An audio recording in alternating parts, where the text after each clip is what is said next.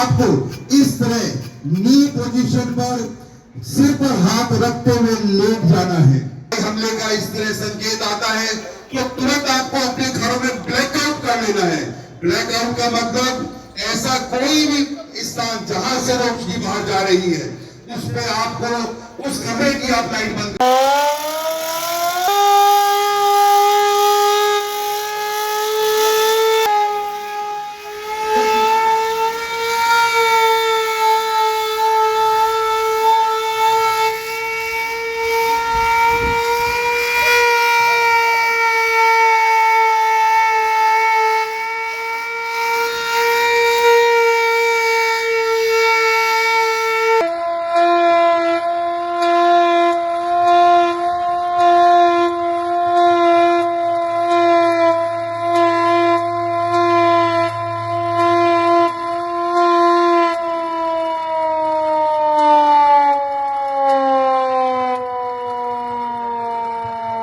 छाती ऊपर रखेंगे और अपने कानों को जो है उंगली से बंद कर लेंगे।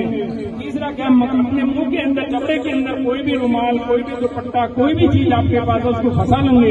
वो इसलिए फंसाते हैं भाई, ये वाइब्रेशन बहुत तेज होती है, उस वाइब्रेशन से आपकी जीभ कट सकती है। उसको बचने के लिए सबसे बढ़िया है एकदम अपना रुमाल, दुपट्टा, कोई भी चीज है उसको अपने अंदर, मुंह के अंदर लगा लीजिएगा ताकि जबड़े खुले ना। कान इसलिए बंद करे जाते हैं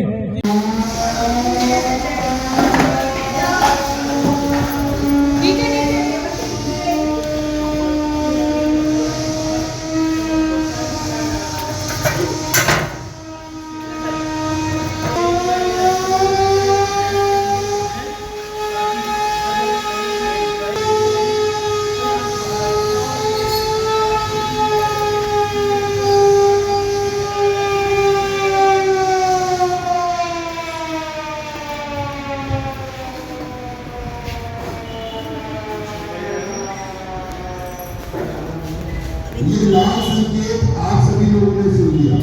इसमें सायरन तेज और हल्के आवाज में बजता है। आप सामने देखो, हो सकता है ये लगे कि हम स्कूल में मैनुअल साइंस से आपको बता रहे हैं, तो अगर ऐसा कोई मौका आया तो आपको घरों में कैसे पता चलेगा। आप दो घंटे के लिए गाजियाबाद में ऐसे बड़े बड़े सायरन प्रशासन की तरफ से लगे हुए हैं कि ऐसी किसी भी परिस्थिति स्थिति में वो सायरन का बजेगा और आप लोगों को सूचना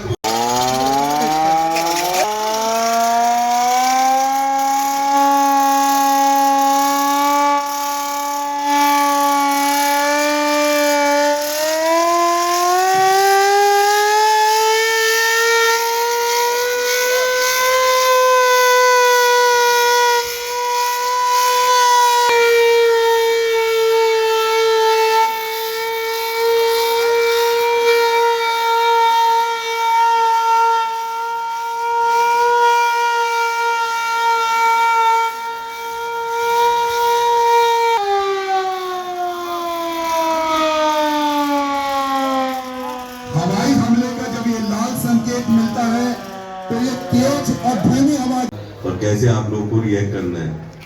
मेरा सभी बच्चों से अनुरोध है कि देखिए ये सब चीज अवेलेबल आज के टाइम पे सोशल मीडिया पे भी है, आप वीडियोस भी देख सकते हैं, यूट्यूब पे अवेलेबल है। इसको करने का सिर्फ ये पर्पस है कि आपको एक बेसिक प्रिपेयर्डनेस रहे, आपके माइंड में ये चीजें रहे।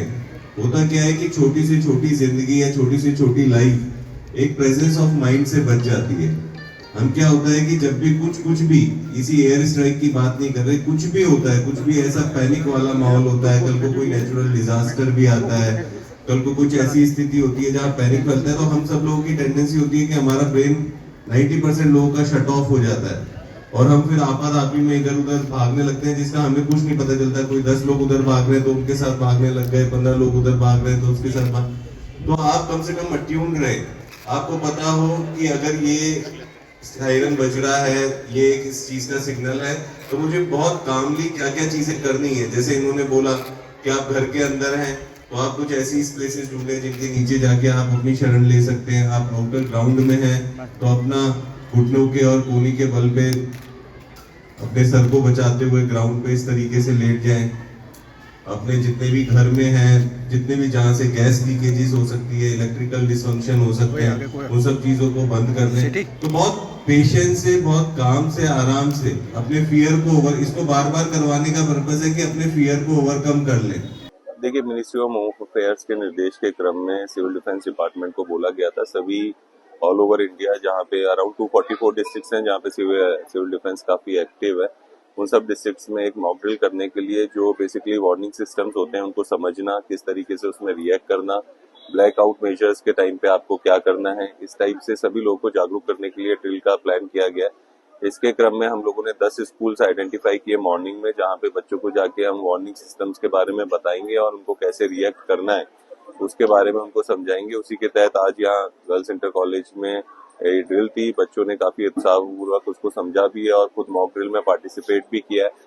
इसी तरीके से शाम को 5 हाई राइज बिल्डिंग्स हैं जो आइडेंटिफाई की गई हैं जहाँ पे ब्लैकआउट मेजर्स के बारे में उनको बताया जाएगा कि किस तरीके से आपको सभी चीजें स्विच ऑफ करनी है, कर्टेन्स ड्रॉ करने हैं जो भी सोसाइटी के लोगों को, और उसको भी एक तरीके से मॉक ड्रिल की जाएगी। और बाकी इंफॉर्मेशन मटेरियल चाहे एवी फॉर्म में हो, चाहे राइटिंग फॉर्म में हो, पैम्फलेट्स में हो, वो सभी से शेयर किया जा रहा है, मेल्स के थ्रू, व्हाट्सएप के थ्रू भी भेजा जाएगा।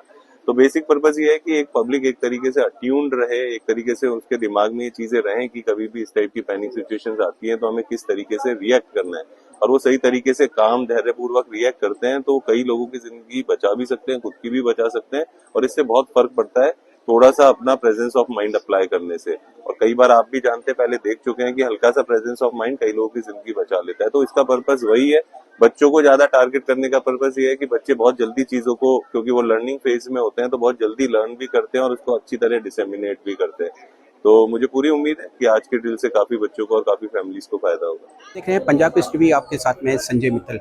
गाजियाबाद में आज सिविल डिफेंस के द्वारा मॉक ड्रिल की गई कि हवाई हमले अगर होते हैं तो किस प्रकार से बचाया जाए। एडीएम सिटी गंभीर सिंह जी हमारे साथ जुड़े हैं, उनसे हम बात करेंगे कि आज मॉक ड्रिल की गई और मॉक ड्रिल का क्या उद्देश्य था, किस प्रकार से स्कूली छात्राओं को बताया गया कि हमले के दौरान किस प्रकार से बचाए।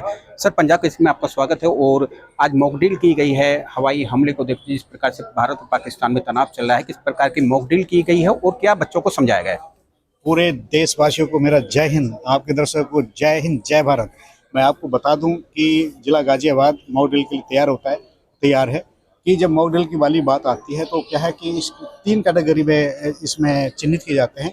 जैसे कुछ ऐसे हमारे जो बड़े बड़े संसाधन होते हैं, पावर हाउस होते हैं, जैसे नरोरा है या कोई अन्य, तो श्रेणी 1 में आता है। हमारा जो शहर है वो श्रेणी 2 की श्रेणी में आता है क्योंकि एनसीआर के पास है और हाई डेंसिटी वाला शहर है। तो इसके लिए हमने सिविल डिफेंस और जिला प्रशासन के अन्य टीमों के साथ एक मॉक ड्रिल का रखा है। मॉक ड्रिल से हम लोग ये देखते हैं कि भाई हम अब कितने हम तैयार हैं किसी स्थिति को निपटने के लिए। तो ये बच्चों के साथ हमारा जो मॉक ड्रिल था उसके लिए हमने काम किया है। सर, सिविल डिफेंस के भी लोग यहाँ पर आए हैं, स्वास्थ्य विभाग भी है और फायर सेफ्टी सिस्टम है। किस प्रकार से बच्चों को बताया गया कि मॉक ड्रिल के दौरान जब कभी हमला होता है तो कैसे बचा जाए। बच्चे, हमने देखा कि बच्चे जो अपनी सीट है उसके नीचे दुबक गए थे, और यह भी बताया जा रहा है कि जब मॉक ड्रिल के समय में बच्चों को यह भी बताया गया कि अगर हवाई हमला होता है तो सबसे पहले अपने कानों को बंद करें, कानों में रुई लगाएं और सर के बल लेट जाएं। देखिए, शहर में या जगह जगह हमारी सायरन व्यवस्था होती है, जिसमें हमारे सिविल डिफेंस या स्कूल या बड़े सोसाइटीज़ हैं, तो वहाँ सायरन बजने के कभी पीछे कोई कारण होता है। जैसे हमने सायरन बजाया तो जिसको रेड अलर्ट बोलते हैं, रेड अलर्ट का मतलब है जब सायरन की आवाज़ घट बढ़ेगी तो मतलब कि खतरा है, आप अपने सुरक्षित स्थानों पर पहुँच जाएँ। दूसरा ये, जब खतरा टल जाता है तो ग्रीन सिग्नल बोलता है। ग्रीन सिग्नल मतलब जो सायरन बजेगा उसका साउंड एक जैसे ही रहेगा, उसकी ध्वनि एक जैसी रहेगी, मतलब उसमें उतार चढ़ाव नहीं आएगा। तो इट मीन्स क्या, खतरा टल चुका है कि आप वापस अपने काम पे या उसमें सुरक्षित स्थानों पर रहें। तो ये हम लोगों का अभ्यास था। और इससे क्या, एक चीज़ और मैं बताना चाहता हूँ कि जब इस तरह की बात हो, एक गो बैग का कॉन्सेप्ट होता है। गो बैग मतलब अपने बैग तैयार रखें जिसमें पानी की बोतल, मोबाइल चार्जर या बैटरी बैकअप या कुछ और इसी तरह की जो आवश्यक चीज़ें हैं वो अपने पास रखें, और ताकि कभी ऐसी चीज़ हो तो अपना बैग ले अपना उस बिल्डिंग से कहीं दूसरी जगह सुरक्षित स्थान में पहुँच जाए। ये थे एडीएम सिटी गंभीर सिंह जी। इन्होंने बताया कि मॉक ड्रिल में बच्चों को ये बताया गया था कि किस प्रकार से अगर हवाई हमला होता है और सायरन बजता है तो अपने आप को किस प्रकार से बचाव करो, और इसके साथ साथ ये भी बताया कि एक बैग अपने पास रखें, जरूरतों का सामान उसमें जरूर रखें। गाजियाबाद से पंजाब केसरी के लिए संजय मित्तल। हमसे जुड़े रहने के लिए हमारे YouTube चैनल को सब्सक्राइब करें और नई वीडियो की नोटिफिकेशन के लिए बेल आइकॉन को दबाएं। अगर आप ये वीडियो Facebook पर देख रहे हैं तो लाइक जरूर करें और ज्यादा से ज्यादा शेयर करें। धन्यवाद।